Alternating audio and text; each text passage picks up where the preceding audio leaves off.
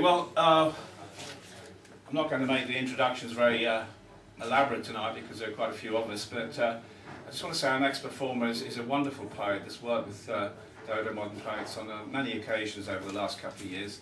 But she did perform with us at the final show we did with Aaron Thomas, which was at the Wimbledon Theatre in the autumn of 2008. And she was a big hit with the audience, and I think also with Aaron. So would you please put your hands together for Jasmine and Corey.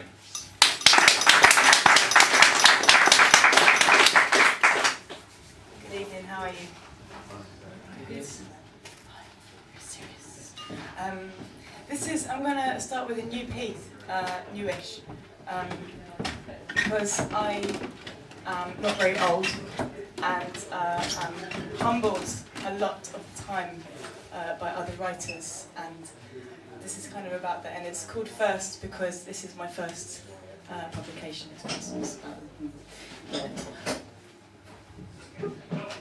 My slim volume sits next to an anthology of other writers, older writers, gutsy, lick life from the earth, spit onto canvas, stop your heartbeat writers.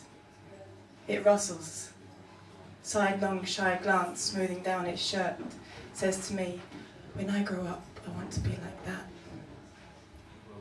I tell it, little one, we can only grow into the spine of ourselves.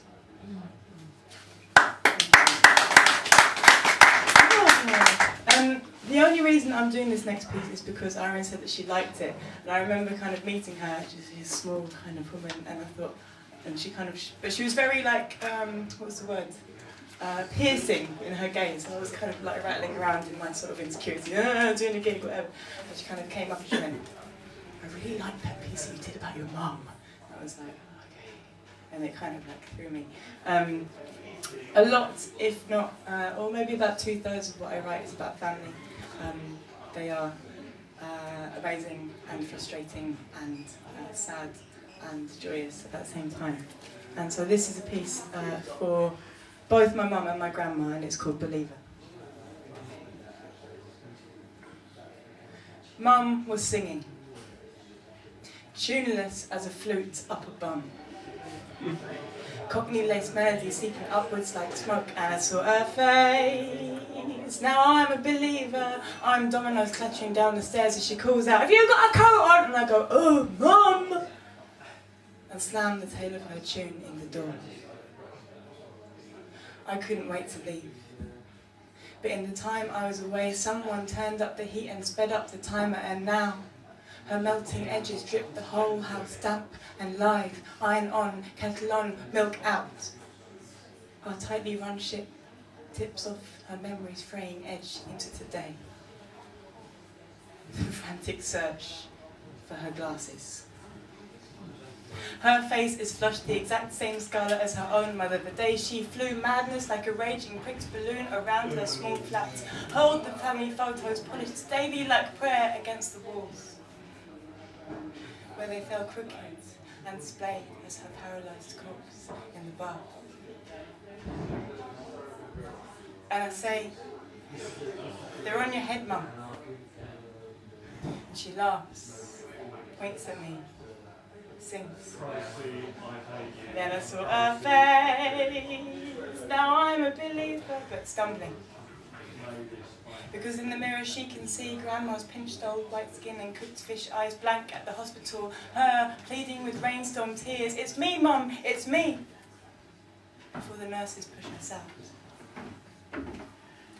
As I help her clear away, her mind's time bomb ticks just out of earshot, biding its time to take her from me. Come in.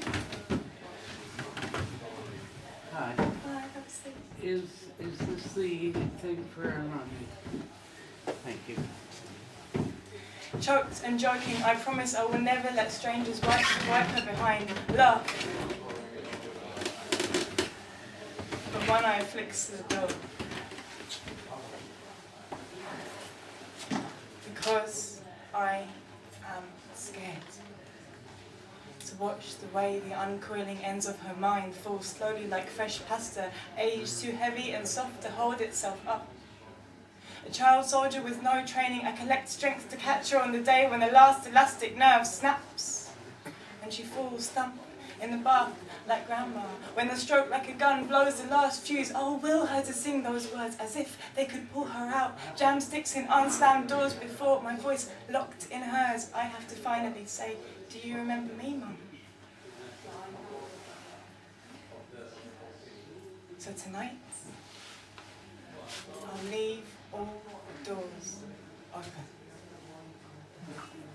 So when she sees my face, she can be a believer that I couldn't leave her if I tried.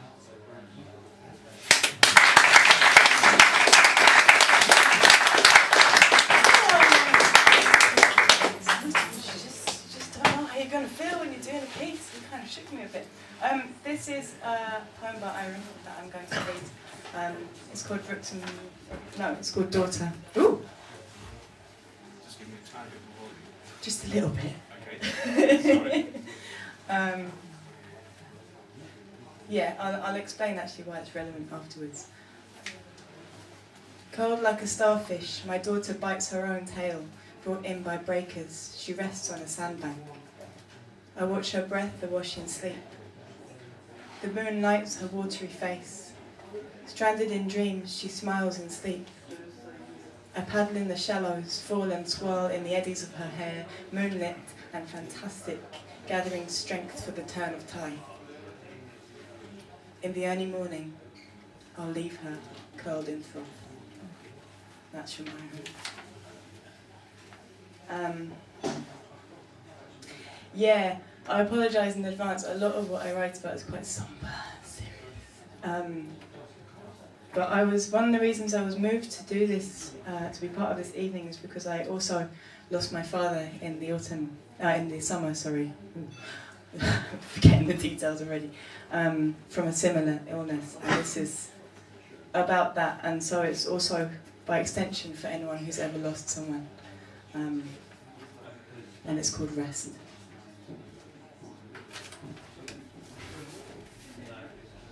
When we rushed to your bed, your face warm, still, deep sleep granting you peace, you weren't gone yet. Or later, when your skin cooled and they washed you down, we hobbled, splintered and soggy, 3 rafts bound together with rope, down to the bereavement office, mumbled lost through lips, crackled like static, senseless. We were too numb to hear the quiver of that penny's impact on time, even when 6 broad shoulders, draped with red, carried you. We spoke of how we loved you, said goodbye again. It felt unreal. Like someone would come up from a foldable chair and say, cut, you with the sari, less tears, you at the back, you were on the phone, come on people. I wonder, as we sprinkle you into the cemetery's early autumn, dust-ingrained fingertips that touched your head, hot with fear, then warm, then cold as abandon, whether this goodbye will feel real. The last dots in the outline of you, falling to meet earth. The breath we have been holding all this time, taking you, finally, to rest. Thank you.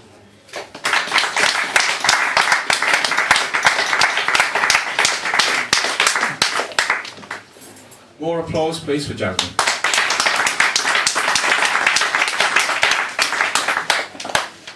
I'm just going to have a quick word with the people